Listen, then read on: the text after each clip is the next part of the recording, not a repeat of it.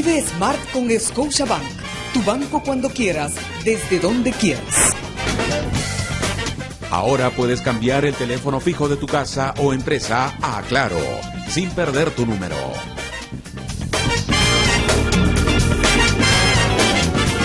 Hola, muy buenas noches, bienvenidos. Esto es No Culpes a la Noche, son ya las 11:01 y estamos en directo desde Canal N. Nos acompaña en los estudios una invitada muy especial con quien vamos a hablar de varios temas, en principio de coyuntura política, que es su especialidad, pero también de otro asunto que parece ser una injusticia tremenda que se está cometiendo contra un grupo de comerciantes en Gamarra. La doctora Lourdes Flores Nano, lideresa del PPC, está aquí en los estudios de No Culpes a la Noche. Gracias, María. Muy buenas noches y bienvenida. Gracias, encantada, buenas noches. Lo primero que quería preguntarle, aprovechando que la tenemos por aquí, es cómo ve desde la distancia este tablero de ajedrez que se ha presentado en los últimos días con el caso López Meneses, lo que él ha señalado sobre sus posibles reuniones con la pareja presidencial, la investigación en el Parlamento, esta politización de la investigación, cuando además tenemos al margen el caso Orellana por un lado, si Jiménez sigue prófugo de la justicia, más una serie de mafias que se han venido destapando que estarían operando en el país. ¿Cuál es la sensación? Hay un ambiente enrarecido desde mi punto de vista. Sí, comparto ese análisis y vamos a conversar sobre los temas específicos, pero diría como un paso quizás previo a eso. Las elecciones municipales de hace 2 o 3 domingos nos mostraron un mapa del Perú de fragmentación y de división. Frente a eso, creo que la respuesta de los políticos tendría que ser una respuesta de mucha madurez, de preguntarnos en lo que queda de este gobierno cómo hacemos para reconstruir un sistema político que sea el legado con el que todas las fuerzas, sin todavía decidir cómo va la elección, preparemos el terreno para las elecciones próximas. Y lejos de ver un ambiente en el que, pasada la elección y dejando que las autoridades avancemos en esa agenda de preocupación nacional, me parece que hemos entrado en este ambiente enrarecido que señalas, que es preocupante. Acusaciones mutuas que todos nos dejan primero la sensación de una pregunta vital: ¿quién está diciendo la verdad? Y en ese sentido, los que están llamados a investigar tienen que ser muy serios. Por ejemplo, en el caso de López Meneses, me parece que el tema tiene relevancia por muchas razones. Tiene relevancia porque, desgraciadamente, todo indica que ha sido la continuación de un tipo de prácticas, las llamadas prácticas montesinistas, que pudieran haberse mantenido en este gobierno, que se suponía que tenía que ser la antípoda en eso. Exacto. Con relaciones de poder que no sabemos hasta dónde llegan, hasta dónde alcanzan. En ese sentido, sin que el señor presidente de la República y los señores ministros se ofendan, resulta muy importante que el presidente contribuya a dar su versión de las cosas. Nadie lo está enjuiciando, nadie lo está inculpando, pero es muy importante que colabore. Me parece que poco tienen que ir a decir los ministros. Esta no es una respuesta política, esta es más bien una investigación que se buscaba la verdad. Pero tenemos imputación. Ahora, tenemos al frente un operador cuyas características hemos conocido, que aparece retador y más bien amenazante. Eso es sobre todo lo que llama la atención, y hoy en su columna en el Diario del Comercio Cecilia Valenzuela señala eso. Así es. Este sujeto está chantajeando al presidente, lo parece. está haciendo descaradamente y ante la vista y paciencia de todos los peruanos. Y el presidente, sin embargo, no responde a esta práctica montesinista o a este operador, sino le responde o la estrategia del gobierno pareciera ser buscar una confrontación política que en realidad no es el fondo del asunto, no. Que se pelee el nacionalismo con el fujimorismo. No, desde luego, a ver, obviamente, en este ajedrez, como lo has definido, cada cual está, desde el actor individual, que me cae muy bien, el congresista Díaz Dios, me parece un hombre joven, vital, obviamente está jugando su propio rol, quiere mostrar un perfil. ¿Ha pisado el palito de la provocación? Me parece que, y hay que pedírselo porque creo que es un hombre con futuro y es un hombre serio, habría que pedirle a esa comisión quizás que se vuelva a centrar en el problema, porque de lo que se trataba es de indagar, 1, si estas prácticas se han mantenido; 2, si se han mantenido, con qué niveles de aprobación y de cercanía al poder. ¿Llegan a Palacio de Gobierno? Que se diga que se pruebe si es así. ¿No llegan? Muy bien, pero han existido, han habido vínculos de gente de inteligencia, como se especulaba. La especulación con la que yo partí en este caso es que estos grupos de inteligencia que no han desaparecido, ni han desaparecido los equipos que desaparecieron del CIN y no sabemos dónde están, ni han desaparecido los operadores y los estilos, se han reciclado. Se reciclaron de Velasco al fujimorismo, del fujimorismo probablemente ahora actuaban en consonancia con alguien en el gobierno, ¿cómo se llama? El que decían el ácido, ¿era o no era un nexo? El propio Montesinos ha tenido con este gobierno cercanía y con algunos, y ha sido un consejero, informante, como en algún momento se especuló. ese es el centro de investigación. Y ahora estamos en unos dimes y diretes en que creo que hay que pedirle al congresista Díaz de su comisión centrarse en el fondo, porque es un tema de interés nacional, esclarecer este tema. ¿Y al presidente? Y al presidente pedirle su colaboración. Que atienda a la comisión. Pero por supuesto, y que se haga con todo el respeto, porque yo presumo que el señor presidente de la República tiene información que dar. Pareciera que esto se da además en el contexto, donde todo indica que sí hay algún grado de conocimiento, que tampoco lo inculpa ni lo hace responsable de nada, pero todo indica que sí ha habido algún nivel de conocimiento del señor presidente de la República, del señor López Meneses, de tiempo atrás. Pero en fin, incluso esto se puede poner sobre la mesa como alguna gente con sinceridad lo ha dicho, yo lo conozco, he tratado con él, está bien. No, además eso no quita el centro, que es el interés público. El tema de la comisión no es una chismografía política, el tema nacional es: si estas prácticas se han continuado, ¿cómo las desaparecemos? Si no se han producido, si no son unos aventureros, muy bien que se les sancione. Si hay niveles de vinculación al poder, se han desarticulado o no se han desarticulado. Eso es lo que nos interesa, y para eso creo que todos tenemos que serenarnos y actuar, no perder la dimensión de las cosas, porque si no terminamos en un cachascán en que todo el mundo se imputa faltas y al final el país no conoce la verdad. Lo importante es saber la verdad y corregir. Claro, y finalmente el ciudadano se queda con la sensación de que todos son culpables. O sea, no hay nada claro y en medio de la nebulosa, bueno, todos están mintiendo y nadie dice la verdad. Ahora, y permíteme, Mávila, en ese tema, y siendo esto muy importante, porque sin duda es un tema importante, yo tengo la sensación que hemos puesto en la agenda la sensación de, miren, las elecciones han mostrado una fragmentación política y además la corrupción del sistema es total, acá no se salva a nadie, y es lo que por desgracia el ciudadano piensa. Y yo, que soy una política de vieja data y que pertenezco a un partido político que puede tener virtudes y defectos, pero que está llamado a formar a nuevas generaciones y a traer gente, yo quiero reivindicar la política. Entonces yo pediría que, junto con tocar estos temas con seriedad, retomemos una agenda pequeña y corta, que es lo que queda al final del gobierno. Uno de esos temas centrales es cómo recomponemos políticamente el país. ¿Por qué no discutimos finalmente la creación del Senado, el tema del voto preferencial? Vamos a ir a un sistema, el tema del financiamiento. O sea, hay una agenda política, pero hay otras agendas también no menos importantes. Seguridad ciudadana. Hoy hemos visto otra vez, ya no sé si es secuestro y asalto, pero en todo caso un asalto a las 9:30 de la mañana en una casa en el Surco, pero que es el pan nuestro de cada día en todo el país. Entonces, y tenemos un ministro hiperactivo, pero más bien relator de noticias, que no nos da la tranquilidad de una estrategia, y si la existe no se transmite adecuadamente. Entonces creo que después de una elección problemática en la que se han revelado las fragilidades del sistema político, los políticos serios tenemos que ayudar a reconstruir una agenda seria de país y a una formalización de la política. Desde luego, al próximo gobierno le tocará el impulso más grave o más serio en una reforma de fondo, ¿no? Correcto. En ese sentido, ¿cuál es la autocrítica que hace el PPC, además tras los resultados de las últimas elecciones? ¿Cómo no? Primero, son ya muchísimos los dirigentes en todo el país que estamos, y me incluyo porque hablo en primera persona, porque estamos pidiendo al presidente del partido poder tener una reunión de análisis, un congreso extraordinario, que previsiblemente podríamos tenerlo en el mes de diciembre, que además debería terminar en una etapa, en una fiesta cívica de hermandad con nuestro aniversario, pero necesitamos hacer un balance. Hablaré a título personal, porque el análisis lo haremos en conjunto. Voy a comenzar diciendo que en medio de este mal resultado hay unas buenas muestras de lo que el partido ha hecho. Pero le escucho por primera vez decir y aceptar que fue un mal resultado. Ah, no, claro, no, ¿cómo no? Pues sería ciego, no reconocer eso sería ciego, pero yo digo que en medio de todo el partido a nivel nacional ha hecho un esfuerzo de participar. Hay gente que ha hecho una tarea extraordinaria. Hemos perdido Tumbes por nada y hemos lanzado un joven como Lenin Ávila estupendo.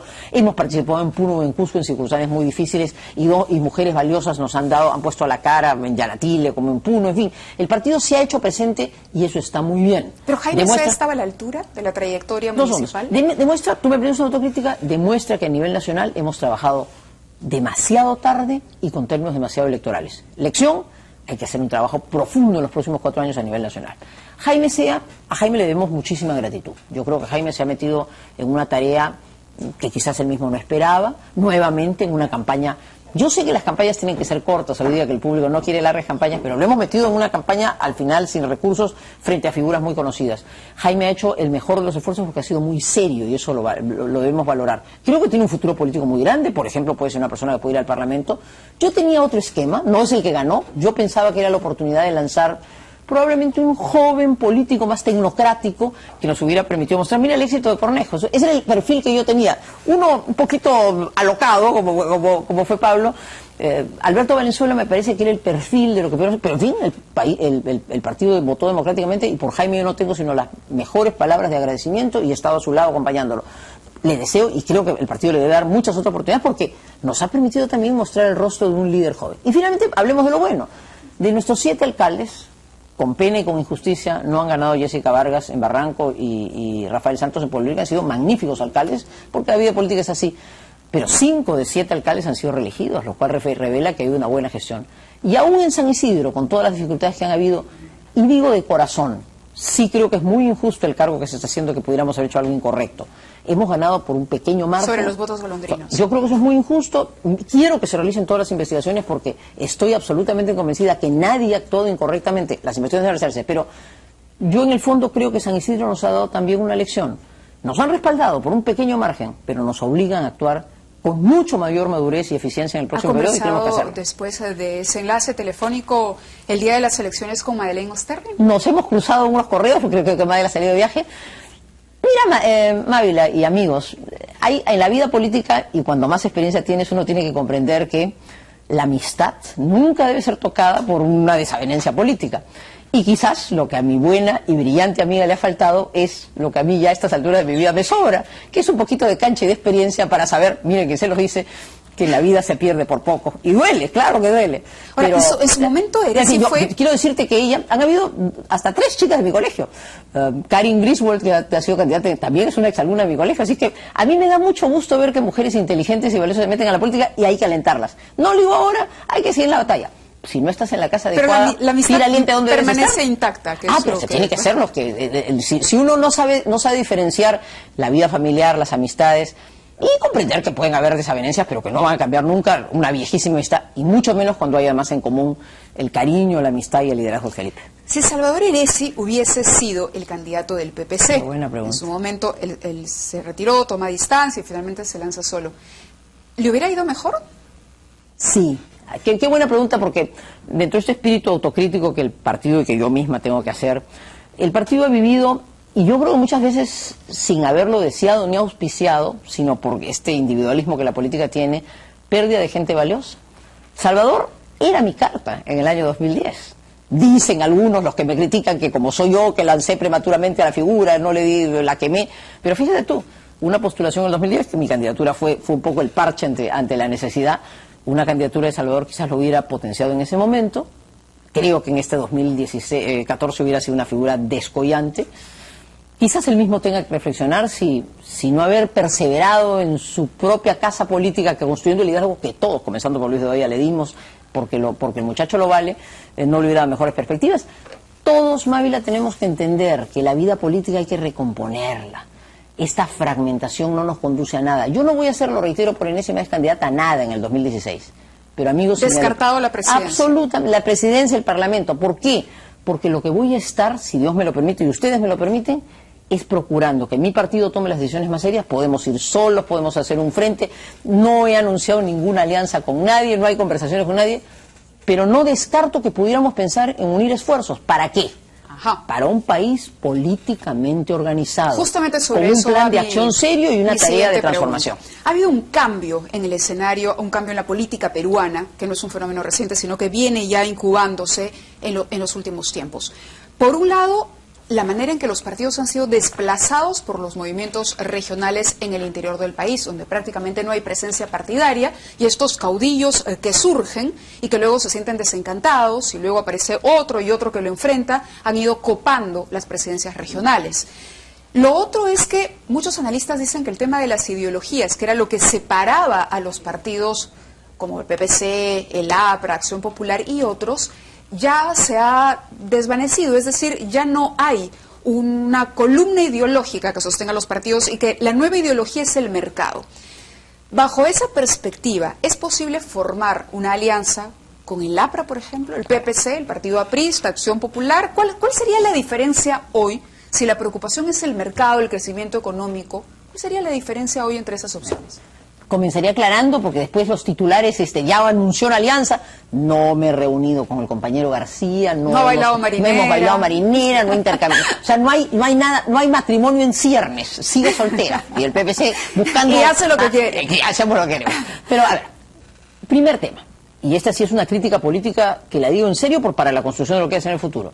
El Perú me parece que sigue viviendo el legado de la antipolítica que se vendió en los 90. Y lo digo creyendo ser veraz históricamente. El fujimorismo en la década de los 90 hizo cosas positivas en el Perú, cómo no, enfrentó el senderismo, nos ayudó a encontrarnos en un acuerdo de paz con el Ecuador, ordenó la economía, balance positivo. Desgracia, balance absolutamente negativo, destruyó la institucionalidad política y nos vendió con gran éxito, mal para el país, la idea que había que prescindir de los actores organizados. La antipolítica se impuso. Gran pecado del fujimorismo, y por eso no creo que son la alternativa para corregir el problema. Ya ese es un juicio político a futuro. Alianza con fujimorismo imposible.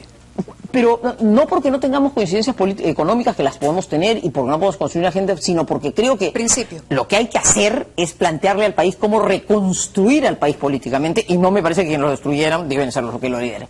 Pero a ese fenómeno se han sumado otros. Demasiado dinero en el país, con un proceso de centralización alentado por Toledo y por García de manera apresurada, que ha traído entonces una codicia de poder. Si a eso se suma que los partidos hemos perdido el encanto que podíamos haber representado, y entonces hay un individualismo sumo, se trata de juntar 4 amigos para hacernos este botín, la política se ha fragmentado, se ha achichado, ha perdido seriedad. Ese fenómeno tiene que ser corregido, y tiene que ser corregido muy en serio. Entonces, insisto una vez más, por favor, para que no se me malinterpreten, no estoy lanzando ninguna alianza, pero si ustedes le preguntan a Lourdes Flores, es importante que los actores políticos tradicionales, y allí si el fujimorismo es un real mea culpa, debería ser actor, hagamos un esfuerzo por reconstruir el país seriamente, sí.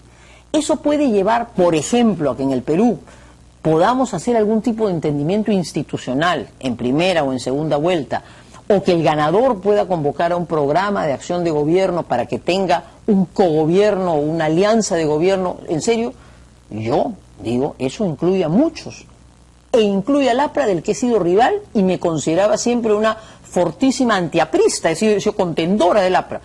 El APRA se ha acercado a nosotros en posiciones, Alan García ha evolucionado, y yo creo que hoy día, si aspira a ser por tercera presidente, como todo indica que quiere serlo, y ganar a las elecciones, creo que con madurez debería pensar en cómo convocar para construir el país. Pero si él no ganara y ganara otra fuerza, si mi partido tomara la decisión de llevar un candidato, tiene éxito, si hiciéramos una alianza triunfadora con otro candidato, creo que tendríamos que hacer lo mismo. En otras palabras, la agenda del 2016 al 21 es corta. Infraestructura, agua, carreteras, seguridad ciudadana al máximo, con inteligencia, con una reforma. Institucionalidad política de todas maneras. ¿Por qué no lo hemos conseguido tras la dictadura? Porque desgraciadamente hemos recuperado una democracia electoral en un tiempo en que el pragmatismo se ha impuesto y, como tú bien dices, las ideologías han perdido fuerza. Y si además fue eficiente el mensaje antipolítica, quizás nosotros, falla nuestra, no hemos sido tampoco lo suficientemente encantadores para convencer a los más jóvenes que había que hacerlo. Tarea de los más jóvenes. Por eso los partidos políticos tenemos que existir como instituciones perdurables. Yo ayudaré, y mi generación debe ayudar al máximo, y por qué no pensar también un proyecto de gobierno. Pero tenemos que alentar a que nuevos actores de nuestras filas sean convocados. Y por eso, cuando veo que alguien valioso viene a la política, hay que tirarle barro. A propósito de eso, hay que abrirle las puertas para que lo haga y camine bien. Antes de que me fusile la producción, que me amenaza con fusilarme cada rato, usted en algún momento se refirió de manera bastante amable a la señora Nadine Heredia, a su figura. ¿Por qué será que me estoy atorando con esta pregunta? ¿Qué pasa? A ver, ¿qué pasa? Tomemos agua. El hecho es que habló que era una figura simpática, que contribuía, que a veces lamentaba que opacara el rol de su esposo, pero en fin, tuvo palabras bastante, digamos, halagadoras, amables con ella. Ahora la señora Nadine Heredia está en medio de este fuego cruzado, la acusación de los mineros informales, de que hubo un financiamiento, de que el hermano, el propio López Meneses, que se reunió con ella y con el presidente en Paracas, en fin. ¿Se ha cambiado su opinión sobre la señora Nadine Heredia hoy? No, a ver, yo sigo creyendo, primero porque además es una línea, me he referido hace 2 instantes a 2 personas que no son de mi partido, que son mujeres, a una conozco de la universidad, otras del colegio, porque a mí me da mucho gusto ver gente que tiene algo que ha podido hacer en la vida y que quiere traerlo a la política. ¿Y la ¿no? considera todavía una figura joven, políticamente valiosa? Mis comentarios más críticos hacia ella ha sido, mirado un poquito, con un poquito más de experiencia, es el querer acortar caminos, ¿no es cierto? O sea, muy pronto se le ha envanecido, haciéndola ver la figura más poderosa en el país, ¿no es cierto? Haciéndole un poco la sombra al esposo, cuando Luis Bedoya con su experiencia solía decir pues que las primeras damas siempre tienen una cuota de poder que a veces unas han administrado con mucha fuerza, calladitas, ¿no es cierto? Pero, de cualquier forma, yo creo que Nadine Heredia tiene un futuro político, es probablemente la mejor carta de recambio que tiene el nacionalismo, no puede postular en estas elecciones, supongo que lo tendrá claro, salvo que, por ejemplo, quisiera construir un camino e ir al Parlamento, que sería una buena forma de tener una persona política relevante en el Parlamento. Ahora, en este fuego cruzado tiene que asumir su responsabilidad como presidente del partido. Si el partido está cuestionado por un supuesto financiamiento, bueno, le toca a la presidenta salir a decir. Y si durante su periodo no se hizo esto, tiene explicaciones, las dará. Porque esa es la responsabilidad que una presidenta del partido tiene que decir. O, en otras palabras, no se puede en política pretender estar solo en las bonitas fotos, en el reparto de las obras sociales y en las fotografías besando a los niños. Eso es una tarea muy linda y si además es una tarea social, enhorabuena. La política tiene más aún mucho cuando ella misma ¿no es ha cierto? pedido ser considerada como una persona que, digamos, ejerce y practica la política y su derecho a y si es la presidenta del partido y quiere que su institución prevalezca, tiene que explicar las cosas, tiene que tener un mensaje y si tiene que corregir, tendrá que corregir. Y en cuanto a López Meneses, le doy hasta cierto punto la razón en el sentido de no convertir a este señor tampoco en el factotum, o sea, el nuevo pinche, y yo digo quién fue y quién no fue, no, eso tampoco. Pero el gobierno está equivocado en mi concepto, queriendo ocultar las cosas que conozca, mostrando un temor a una investigación. Ha salido todo el gabinete, ahora el gabinete está... ¿Eso está mal? Yo creo que con más sencillez y con más serenidad deberán dar las explicaciones, y repito, para mí lo fundamental, se llame lo que se llame, en nuestro país no nos engañemos, ni sabemos dónde están los equipos que estaban en el CIN, estuvieron en la Marina, pasaron por policías, los tenía Orellana, vaya uno a saber. Eso hace rato vimos. A mí me han chuponeado y la policía en Belén con los pastores. Entonces, yo soy una primera agraviada que puedo dar fe que no me he librado ningún chuponeo y hasta ahora nunca sé quiénes son los responsables. Eso me parece fatal. El Ministerio Público, el Poder Judicial, que tienen que tener un rol importante, vamos a hablar sobre eso en un instante. Y luego, ¿por qué en lugar de tener un servicio de inteligencia profesional que nos ayude a enfrentar el sicariato, los problemas de la delincuencia organizada que tenemos un servicio de inteligencia con tendencia al reparto, a los negocios ilícitos y a la persecución? Por Dios, hay que reconstruir en el Perú un servicio de inteligencia como Dios manda. Tenemos problemas muy serios que lo justifican. Ya tengo el cuello en la guillotina. Tenemos que irnos a la pausa comercial y continuamos conversando con la doctora Lourdes Floresano.